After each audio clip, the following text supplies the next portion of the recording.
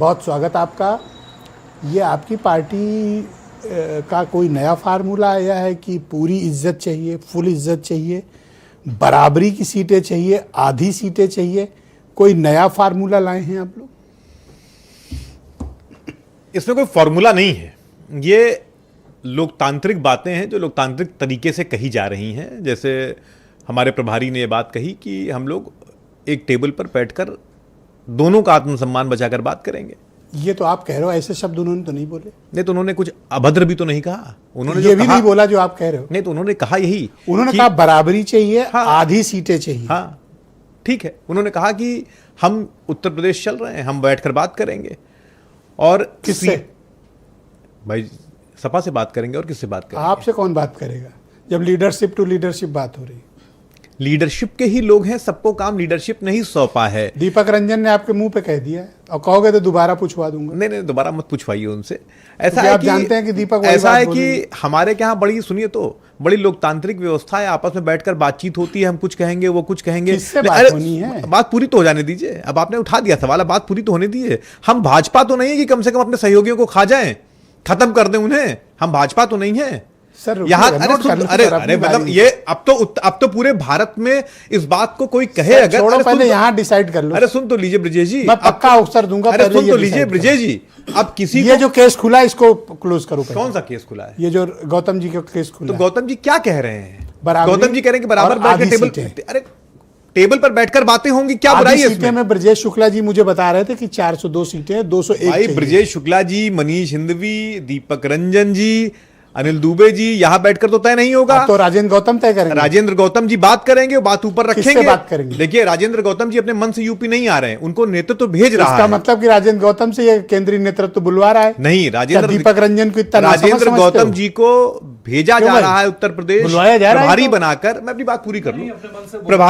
प्रभारी ने एक दीपक भाई, एक मिनट। प्रभारी अपने मन से, ये इनका विचार हो सकता है ना। मैं क्या कह रहा हूं? इस तरह मत बोलो। देखो सहयोगियों का नहीं मैं अपनी बात पूरी कर लूं। मैं अपनी बात पूरी, आप अपमान का नहीं, ये गलत बात। अपने मन के विचार हो सकते हैं भाई। ब्रिजेश जी अपनी बात पूरी करो, बात रह जाएगी। अपनी बातें हो सकते हैं प्रभारी जी के।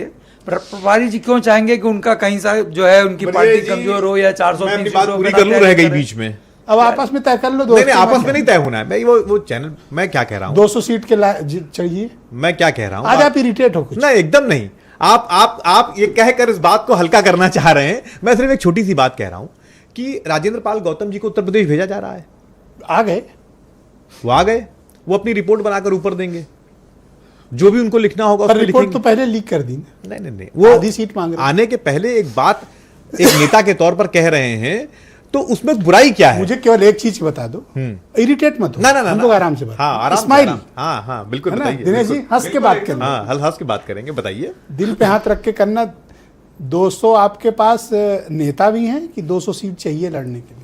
प्रत्याशी तो मुझे याद है, मतलब बुरा मत मानना, आप मेरे दोस्त हैं। एकदम नहीं। मुझे याद है कि 2024 के लोकसभा चुनाव के पहले जनवरी फरवरी में आपके इसी चैनल पर ढेर सारी गठबंधन को लेकर बात होती थी, और मैं बार बार कहता था कि शानदार गठबंधन होगा और शानदार जीत होगी। और मैं आज फिर आपसे यहां कह के जा रहा हूं कि शानदार गठबंधन होगा, शानदार जीत होगी। सर जिस पार्टी के पास, सुन लीजिए सर, जिस पार्टी के पास एनडीए का गठबंधन नहीं कि जूतम पैजार हो, संजय निषाद भो करके रोए चैनल पर कि साहब हमारी सुनी नहीं जा रही है, ये हमारा नहीं है। हमको जो कहना हम कहेंगे, जो इनको कहना होगा वो कहेंगे, आपस में बैठकर बात कर लेंगे। जूतम पैजार हो, गाली गलौज नहीं करते हम एनडीए की तरह। गौतम जी क्या कर रहे हैं? क्या गाली दी उन्होंने?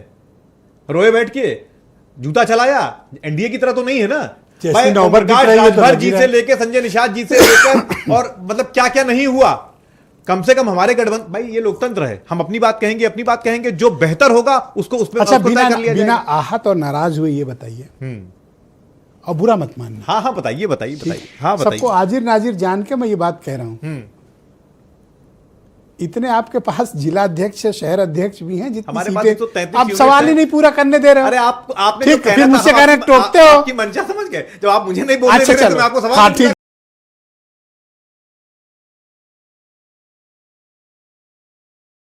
बोल लो भी। चलो, जनता तो जानी गई मैं क्या कह रहा हूँ। अभी संगठन सृजन में, सुन तो लीजिए, संगठन सृजन में हमने 3 लाख से ऊपर पदाधिकारी बनाए हैं। और सुनिए, यूपी में, हाँ यूपी में, और अरे इलेक्शन कमीशन को मानेंगे? ठीक। इलेक्शन कमीशन ने 10 जनवरी का अपना जो वो दिया, डेटा दिया है, वो आपके सामने अब रख दूंगा, अभी निकाल कर रख दूंगा। उसमें 95,000 से ऊपर तो खाली हमने बीएलए बनाए हैं। बुरा मत मानना सर, 2% वोट थे आपके 2022 9.5% वोट थे 24 में। 24 की छोड़ो सर, क्यों छोड़ दो सर? आपको जो अच्छा लगे वो ले लें, और हमको जो अच्छा लगे वो आप छोड़ देंगे। भाई असेंबली, वो सुनिए, वो एक स्पेसिफिक अगर फ्लैट की बात हो रही तो फ्लैट की बात होगी, प्लाट की बात हो रही तो प्लाट की बात। प्लॉट और फ्लैट नहीं है, ये राजनीति है। 2022 से बहुत सारा पानी बह गया। हम आप बात करिए 24 की ना, आप 24 की बात नहीं कर रहे हैं। क्यों? क्योंकि वो सूट नहीं कर रहा है, वो सूट नहीं कर रहा है। मुझे सीट शानदार गठबंधन था, शानदार देखो, जीत आप थी। मेरे दोस्त, अगर मुझे सीट देनी है तो मैं आपको 400 पे 400 दे दूं कि इस बार अरे सपा भाई, नहीं हमको लड़ेगी, 400 सिर्फ नहीं कांग्रेस चाहिए। लड़ेगी। हमको जीत चाहिए और हम ठीक मिलकर है। जीतेंगे। हमको जीत चाहिए, मिलकर जीत लेंगे, सरकार बनाएंगे हम। आपके चेहरे पे बदल रहे भाव और उत्तेजना ये बताती है कि कांग्रेस पार्टी की वास्तविक स्थिति क्या है। बहुत शुक्रिया। वास्तविक स्थिति यह है कि ये जो 365 दिन बच्चा पढ़ता है, जो आदरणीय दिनेश जी बता रहे थे, धन्यवाद इलेक्शन, सर। ये तो इलेक्शन आता है तो घोषणा सर, पे गौतम घोषणा जी से करता है। पूछ